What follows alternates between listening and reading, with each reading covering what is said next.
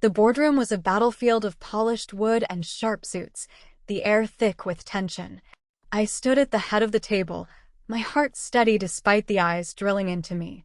My father, Michael, his hair now more gray than black, barked orders to his board, oblivious to the storm about to hit. "We need to stop Nexus Health's takeover now," he demanded, his voice echoing like it used to when I was a kid, cowering under his shadow. I cleared my throat, and the room froze. "No need to worry, father," I said, my voice calm but cutting. "I own this company now." His face crumpled, shock, then recognition, then something like fear. The man who once threw me out like trash now stared at me, his empire slipping through his fingers. I leaned forward, letting the silence choke him. "You thought I'd fail. You were wrong. 5 years ago, I was nobody. Just Chloe, a 24-year-old fresh out of MIT with a biomedical engineering degree and a dream my family called foolish. That dream cost me everything. My home, my name, my safety net. But it gave me something they never could. A fire that wouldn't die." It was June 2018, and Boston's summer heat clung to my skin as I stood in the marble foyer of our family's mansion. The place was a museum of wealth. Crystal chandeliers glittering like frozen tears, gold-framed portraits of ancestors staring down with cold disapproval. I'd just graduated with honors, my cap and gown still folded in my suitcase, but no one had shown up to clap or cheer. No flowers, no proud hugs. Just a text from my mother, Lauren, as I rode the bus home. "Your father says you're on your own now. Good luck." I dragged my suitcase inside, the wheels clattering against the polished floor. My father stood at the top of the grand staircase, a glass of bourbon in his hand, his navy suit pristine as always. He didn't drink the bourbon, it was just for show, like everything else in this house. "So," he said, his voice flat, like he was reading a stock report, "you're really turning down Carter Pharma?" I swallowed, my throat tight but my resolve tighter. "Yes. I don't want to push pills for profit. I want to build AI diagnostics, tools that catch diseases early, save lives." My voice shook just a little, but I held his gaze. He laughed, a sharp, hollow sound that bounced off the walls. "Diagnostics." He spat the word like it was poison. "You think you're going to play doctor with some computer program? The Carter family has built an empire on pharmaceuticals, real medicine, real power. And you want to tinker with code like some basement hacker?" My chest burned, but I kept my chin up. "I want to create something that matters. Something that helps people, not just your bank account." His eyes narrowed, cold as the marble under my feet. "You're a disgrace to this family." He reached into his pocket, pulled out a crumpled $50 bill, and tossed it down the stairs. It fluttered to the floor like a dead leaf, landing at my feet. "That's all you're worth, Chloe? No trust fund, no Carter name. Nothing." I stared at the bill, my heart pounding so loud I thought it might crack my ribs. It wasn't the money that hurt. It was the way he threw it, like I was a beggar, a failure, a thing to be discarded. My mother stood in the corner, her second glass of wine trembling in her hand. Her eyes met mine, but they were empty, offering no defense, no warmth. Just silence, heavy and suffocating. I bent down, picked up the bill, and smoothed it out with shaking fingers. I slipped it into my wallet, my eyes locked on my father's. "Thank you, Father," I said, slow and deliberate. "I'll turn this $50 into something you can't even dream of." He waved his hand toward the door, dismissing me like a servant. "Get out. You're no longer a Carter." I turned to leave, my suitcase scraping behind me, when I heard whispers from the study. My brother, Lucas, his voice low and venomous. "She'll crash and burn, Mother. I'll make sure no one in the industry touches her projects. She's done." My stomach twisted, my own brother, plotting to bury me before I'd even started. I froze, my hand on the doorknob, torn between storming in and confronting him or walking away. I chose the latter, but his words seared into me, fuel for the fire already blazing inside. The heavy oak door slammed shut behind me, a deep thud that marked the end of my old life.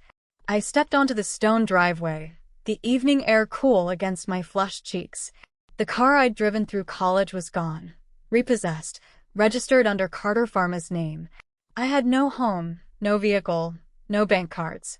Just a suitcase, an old laptop, and $50 in my pocket. But I had something else, an idea for an AI system called MedVision, one that could diagnose diseases faster and cheaper than any doctor. It was a spark, fragile but fierce, and I wasn't going to let them snuff it out. I lifted my eyes to the Boston sky, stars peeking through the city's glow. The wind tugged at my hair, and I shivered, not from the cold but from the weight of what lay ahead. I opened my phone and typed a note to myself. I'll save lives, not sell pills. They'll beg me to return. My fingers trembled, but my heart was steady. For the first time, I felt free, not because I had nothing left to lose, but because I had everything to gain. As I walked toward the bus station, my suitcase rattling on the pavement, I didn't look back. The mansion's lights faded behind me, and with every step, I felt the Carter name peeling away like dead skin. I wasn't their daughter anymore. I was Chloe, and I was going to build something that would make them choke on their own words.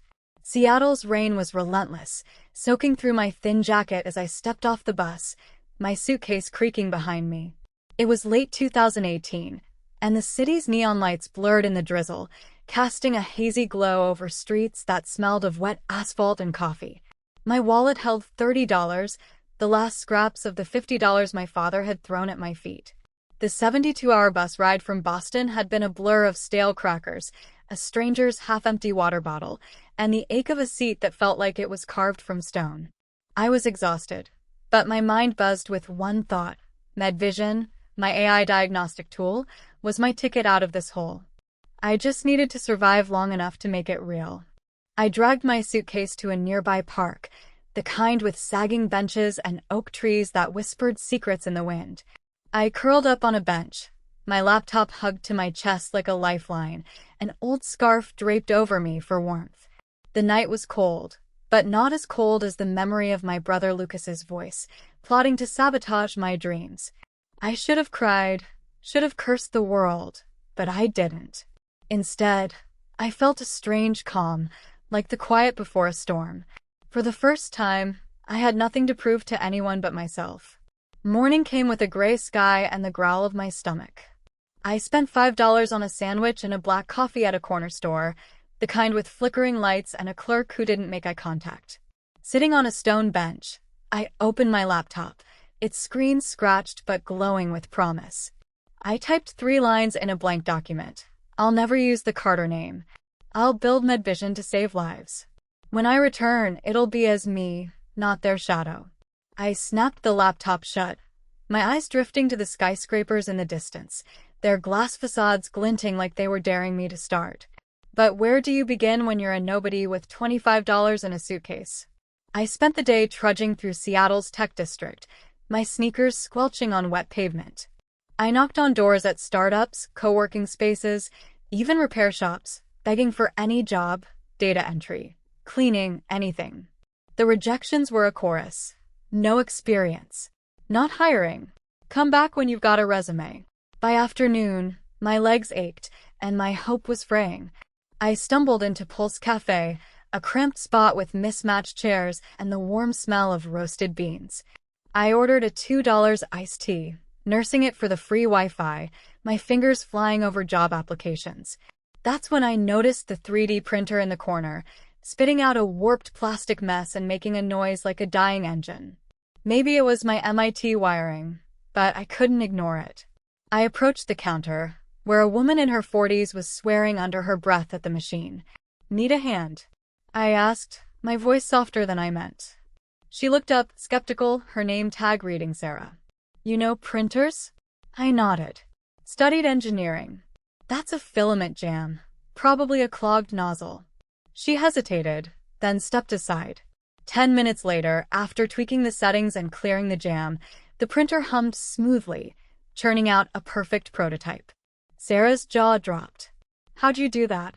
"Listen to it," I said, managing a small smile. "Machines talk if you know how to hear them."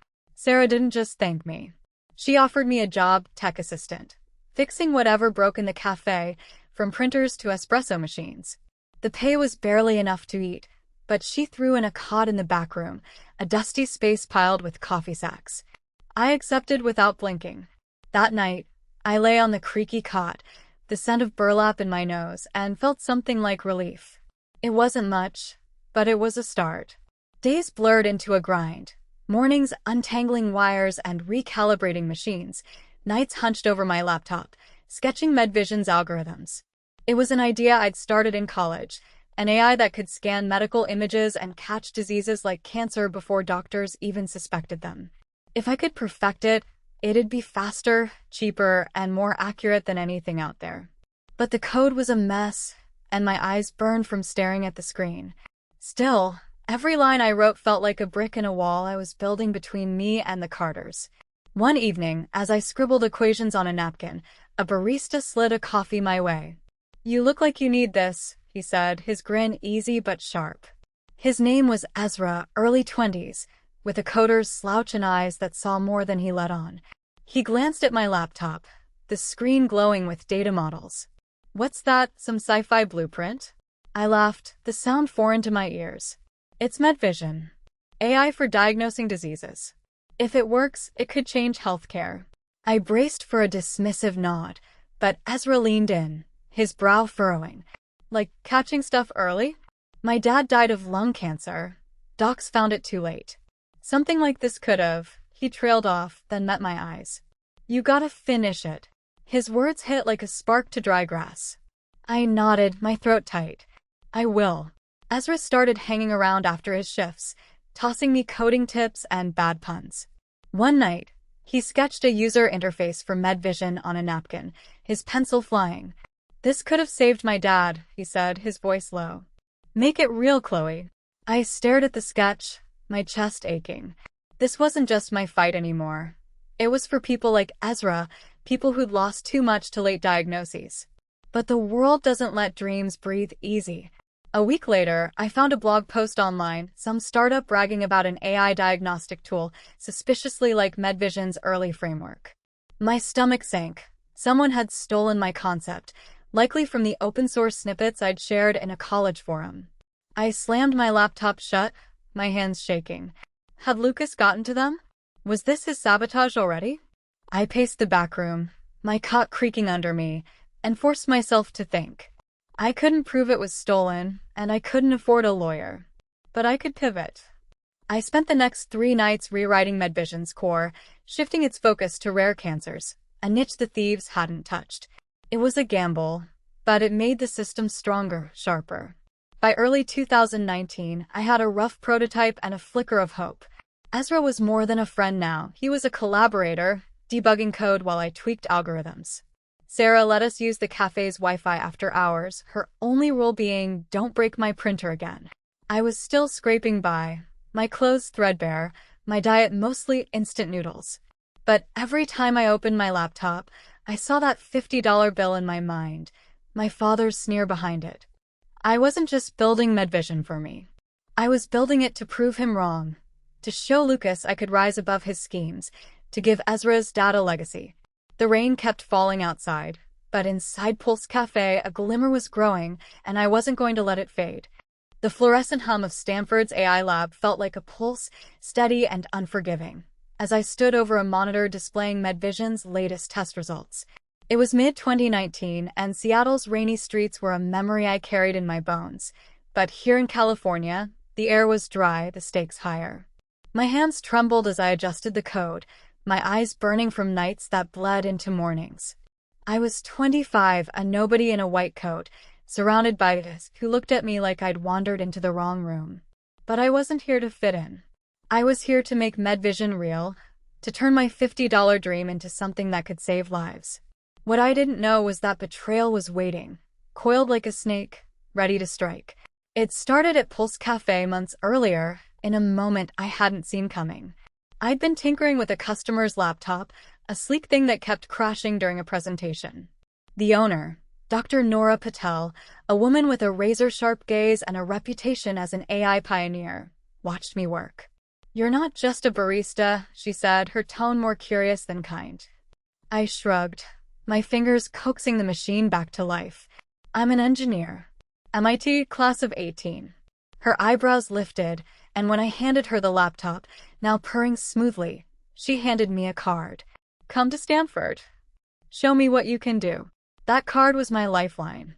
I arrived at Stanford's lab in early 2019, my laptop under my arm, my heart pounding. Nora gave me a trial spot on her team, a 1-month chance to prove myself. The lab was a maze of blinking servers and whiteboards scrawled with equations, the air thick with coffee and ambition. I juggled morning shifts at Pulse Cafe, bussing tables to pay for my bus fare, then spent afternoons and evenings in the lab, drowning in data. Nora's team was brutal. Every line of code I wrote was dissected, every idea grilled. Why this algorithm? They'd snap. What's your error margin? I answered with everything I had, my MIT training and late-night studies at the cafe fueling me. But I felt like an imposter, a girl with a cod in a back room daring to play in their league. MedVision was taking shape, its AI now detecting rare cancers with startling precision. I'd pivoted its focus after the theft in Seattle, and the new framework was leaner, smarter. One night, I ran a simulation, and the screen flashed 97% accuracy on a dataset of pancreatic cancer scans.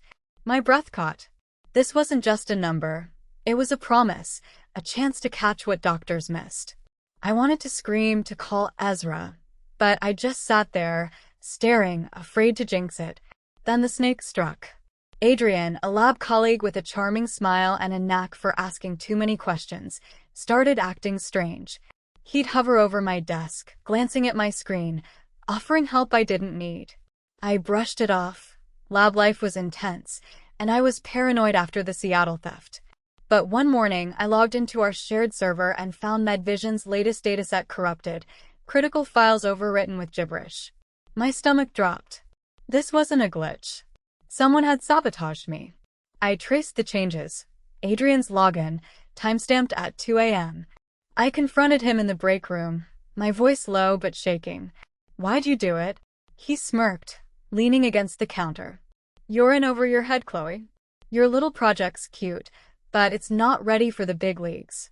I dug deeper, hacking into his email, a skill I'd picked up in college, and found messages to a rival firm, leaking MedVision's core algorithms for a fat payout. My blood boiled. This wasn't just betrayal. It was theft of everything I'd bled for. I didn't run to Nora. I played dirty.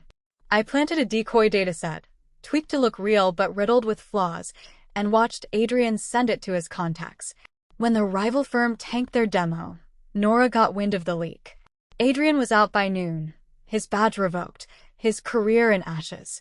I stood by my desk, my heart racing, and whispered to myself, "You underestimated me. Everyone does." Nora called me in, her eyes narrowing. Clever move with the decoy. Risky, but clever. She extended my trial. I'd won, but the victory tasted bitter. Trust was a luxury I couldn't afford. Then my brother Lucas slithered back into my life. He showed up at the lab, posing as an investor, all slick smiles and tailored suits. "Heard you're making waves, sis," he said, his voice dripping with fake pride. I smelled his game a mile away. Lucas, who'd vowed to bury me, wasn't here to cheer. I played along, feeding him vague updates, but when he pressed for access to MedVision's code, I snapped. We stood in the lab's empty hallway, the hum of servers our only witness. "I know what you did," I said, my voice ice. "You tried to sabotage me in Boston, and you're trying again. Get out, Lucas. I don't need your poison." His face twisted, but he left, his parting shot chilling. "You'll crash, Chloe. You always do." That night, I broke. I sat on the lab floor, my laptop dark, my hands shaking. The weight of it all. Adrian's betrayal, Lucas's venom, the endless grind, crushed me. I was one failure away from losing everything. I opened my email, ready to quit, when a message from a Pulse Cafe regular caught my eye. She was a nurse, someone I'd shown MedVision's early demos to. "My patient's alive because your AI caught her cancer early," she wrote. "Keep going, Chloe. You're saving people." I read it again, tears blurring the screen. Her words were a lifeline, pulling me back from the edge. I closed the email, stood up, and got back to work. By late 2019, MedVision hit a breakthrough. I presented the 97% accuracy model to Nora's team, my voice steady despite the skeptics in the room. I walked them through the data, the algorithms, the lives it could save. When I finished, The room was silent. Then Nora nodded. "You're staying," she said. "Full lab access, starting now." I moved to a tiny apartment near Stanford, funded by a grant Nora secured. Ezra joined me on weekends, debugging code and bringing coffee. MedVision wasn't just mine anymore. It was ours, a beacon for everyone who'd been underestimated. But I knew the road ahead was brutal, and the ghosts of my past, Lucas, my father, weren't done haunting me. Still, I'd face betrayal and come out stronger. I wasn't stopping now. San Francisco's skyline glittered like a promise kept, its towers piercing the fog as I stood on the balcony of Vitascan's new office. It was 2021, and I was 27, no longer the girl sleeping on a park bench with $50 in a dream. MedVision, my AI diagnostic tool, had grown from a laptop sketch to a revolution, catching diseases faster and cheaper than any doctor. I was the CEO of Vitascan, a company valued at $850 million, my shares worth $200 million. But success didn't erase the scars. My father's sneer, my brother's betrayal, the weight of proving I was more than the Carter name. And now, new battles loomed, testing not just my ambition but my soul.